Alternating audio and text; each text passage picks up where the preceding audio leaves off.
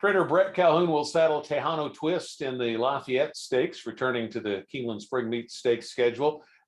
Tell me first how he's coming up to this engagement at Keeneland. He's coming into it really well. We freshened him a little bit over the winter, gave him a little breather. He had run hard as a 2-year-old and taken it very, very well. We backed off him for a short while. We're able to get him back going this winter, and we're very fortunate to find a prep race at the fairgrounds for this race, which has been on our schedule for a long time. So everything's gone like you'd have wanted it to go. And we were happy to get the prep race and looking forward to Friday. I haven't got a chance to look at the field much, but pole position wise, I probably would have chose something a little different, but being as the weather might be a little rough that day, maybe it's not gonna be a bad spot after all. Did you get everything out of the prep that you needed? I did. Got a great race out of the prep. We got everything we wanted. The only thing we didn't do was win, but it was a great prep. Looking forward to this race.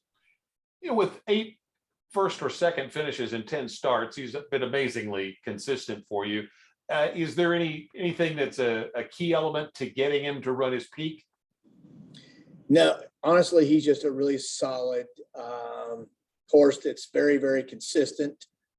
You know, he had me frustrated his first couple of races. First race at Keeneland, I thought he'd win and just made some mistakes, got himself beat, kind of did the same thing the second time.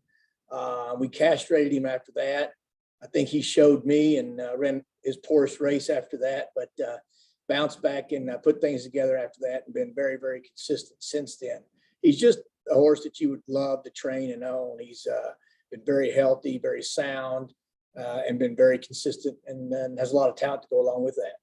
He's run 6.5 furlongs, but never 7. Is that a concern at all? It's not. Until they do it, you don't know, but it seems like it would be the perfect distance for him. And it looks like, I assume you took a shot to see how the 2 turns would work in the gun runner, but maybe I'm assuming you're settling back into the sprinting's his best game. Yeah, I mean, I wanted to see. I had to prove it to myself and to everybody else that we felt like he was more of a 1-turn type horse.